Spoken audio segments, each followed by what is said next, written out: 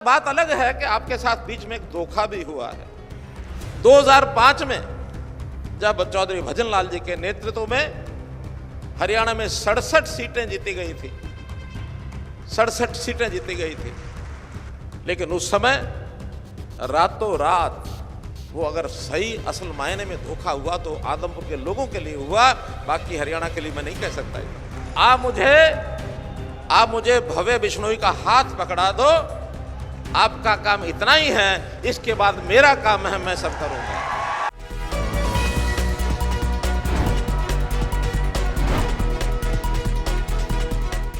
दोस्तों नमस्कार, मेरा नाम संजय मग्गू है और मौजूद है देश रोजाना के डिजिटल मीडिया प्लेटफॉर्म पर। आज से ठीक एक साल पहले लगभग हरियाणा के हिसार जिले के आदमपुर के अंदर एक उपचुनाव हुआ था, विधानसभा का उपचुनाव। वो विधानसभा का उपचुनाव इसलिए हुआ था कि 2019 में वहां से चुनाव जीते थे कांग्रेस प्रत्याशी के रूप में कुलदीप बिश्नोई, चौधरी भजन लाल के सुपुत्र। कुलदीप बिश्नोई ने उसके बाद में कांग्रेस छोड़ दी, यानी कि 2022 में कुलदीप बिश्नोई ने कांग्रेस छोड़ दी। और कांग्रेस छोड़ने का कारण यह बना कि चौधरी उदय भान हरियाणा प्रदेश कांग्रेस के अध्यक्ष बने, जिसके लिए उम्मीद बड़ी थी कुलदीप बिश्नोई को। जब कुलदीप बिश्नोई का नंबर नहीं लगा तो उन्होंने कांग्रेस छोड़ दी। हालांकि लोग तो ये भी कहते हैं कि कुछ मसला कुछ और था, कोई केंद्रीय एजेंसियां पीछे लग सकती थी, तो कुलदीप बिश्नोई भाजपा में आ गए थे। कारण कुछ भी रहा हो, कांग्रेस के विधायक के रूप में कुलदीप बिश्नोई ने जब कांग्रेस छोड़ी तो फिर रिजाइन हो गया विधानसभा से। उनका विधानसभा से इस्तीफा देकर कुलदीप बिश्नोई शामिल हो गए भारतीय जनता पार्टी में। साथ में शामिल किया अपनी धर्मपत्नी रेणुका बिश्नोई को और साथ में शामिल किया अपने बेटे भव्य बिश्नोई को भी। और इसलिए चुनाव हुआ विधानसभा का, और विधानसभा का जो उपचुनाव हुआ, बहुत कड़ा मुकाबला हुआ विधानसभा के उपचुनाव के लिए। भव्य बिश्नोई प्रत्याशी हुए भारतीय जनता पार्टी के और उनके मुकाबले थे कांग्रेस के जयप्रकाश यानी जेपी। उस चुनावी भिड़ंत के अंदर भारतीय जनता पार्टी के तमाम बड़े नेता, प्रदेश की सरकार के बड़े बड़े नेता, मुख्यमंत्री से लेकर और गृह मंत्री तक, शिक्षा मंत्री से लेकर के और सहकारिता मंत्री तक, तमाम मंत्री, तमाम सांसद, तमाम केंद्र सरकार के मंत्री जो हरियाणा से रिलेटेड हैं, वो मौजूद रहे उस चुनाव के अंदर। और उस चुनाव के अंदर मुख्यमंत्री मनोहर लाल जब अनाज मंडी के अंदर रैली करने गए थे चुनाव प्रचार समाप्त होने से एक दिन पहले, और उस रैली के अंदर मुख्यमंत्री मनोहर लाल ने कहा था कि 2005 में चौधरी भजन लाल के साथ जो कांग्रेस ने धोखा किया था उसका बदला लेना है।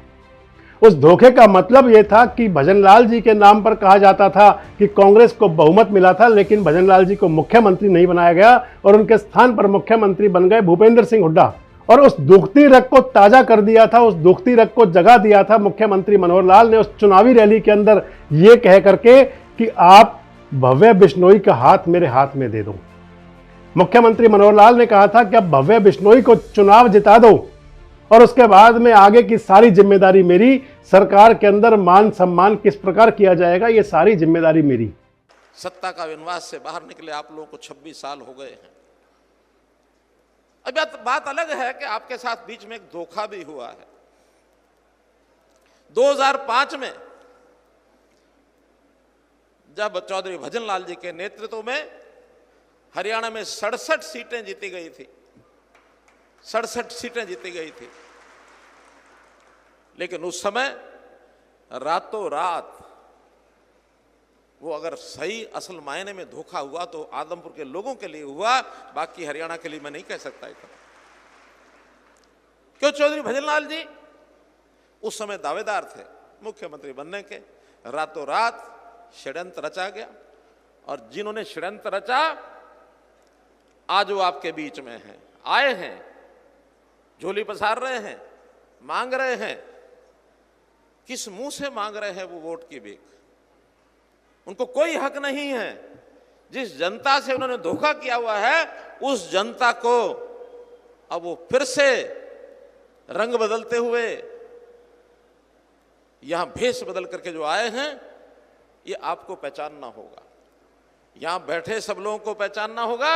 और जो यहां का वोटर है, जो आज घर में होगा, हमारा रिश्तेदार होगा, हमारा पड़ोसी होगा, हमारा भाई होगा या दूर आस के गांव का व्यक्ति होगा, सबको यह संदेश पहुंचाना है कि ये मौका है, ये मौका है हिसाब किताब चुकता करने का।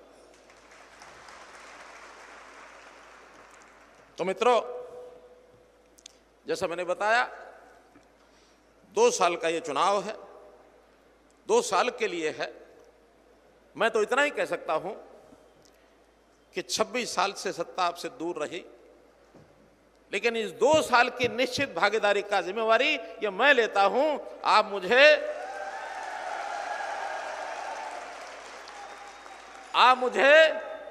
आप मुझे भव्य बिश्नोई का हाथ पकड़ा दो। आपका काम इतना ही है, इसके बाद मेरा काम है, मैं सब करूंगा।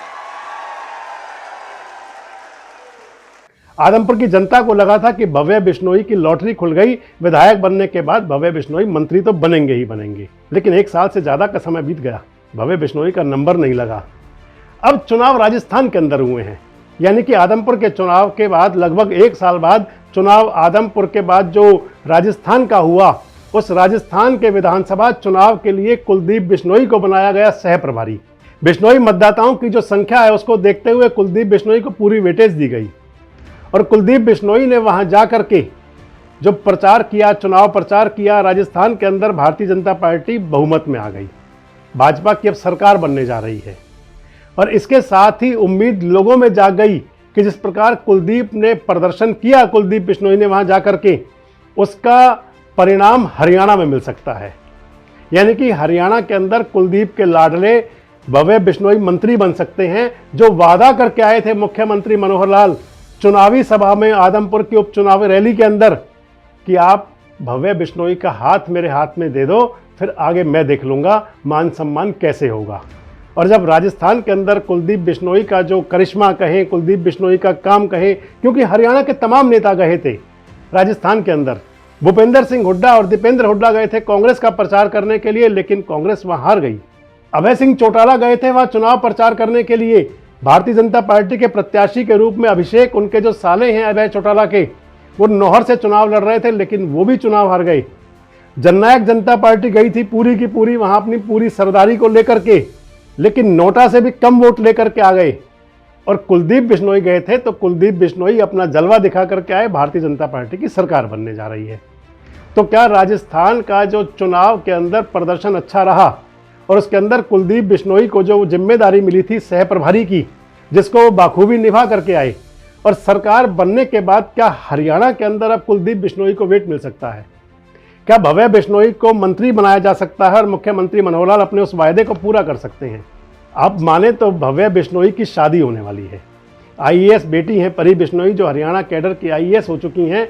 भव्य बिश्नोई की परी के साथ शादी होने जा रही है और कुलदीप जी के दूसरे बेटे चैतन्य का भी विवाह समारोह है। और इस शादी को बनाने जा रहे हैं ऐतिहासिक कुलदीप बिश्नोई। हिसार लोकसभा के सभी 9 के 9 विधानसभा क्षेत्रों में घर घर कार्ड भेजने की बात चल रही है, शादी का न्योता दिया जा रहा है। इसके साथ साथ पूरे हरियाणा में जहां जहां कहीं कुलदीप बिश्नोई के समर्थक रहते हैं, हरियाणा के साथ साथ राजस्थान में जहां जहां कहीं कुलदीप के समर्थक हैं, उनको बुलाया जा रहा है भव्य और ऐतिहासिक शादी समारोह बनाने के लिए। यानी कि जो कुलदीप के 2 लाडलों की शादी होगी, उम्मीद है कि लाखों लोग उस शादी के गवाह बनेंगे। अब बड़ी बात यह है कि राजस्थान का प्रदर्शन अच्छा हो गया, कुलदीप के बेटों का रिश्ता हो गया, बेटों की शादी होने जा रही है।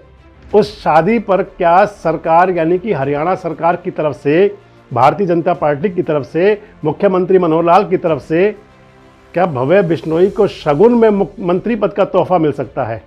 या क्या भव्य बिश्नोई को शादी की नेग में कोई मंत्री पद मिल सकता है? इस सवाल पर लोगों की बहुत नज़र है। आपको क्या लगता है कि शादी के साथ साथ भव्य बिश्नोई हरियाणा सरकार के वजीर भी हो सकते हैं? और दूसरा सवाल ये कि क्या जिस प्रकार कुलदीप बिश्नोई का प्रदर्शन था, भारतीय जनता पार्टी के अंदर कुलदीप बिश्नोई का कद बढ़ सकता है? कमेंट्स बॉक्स में आके अपनी प्रतिक्रिया जरूर दें और इस प्रकार के वीडियोस के लिए हमारे साथ जुड़े रहें, देखते रहें देश रोजाना।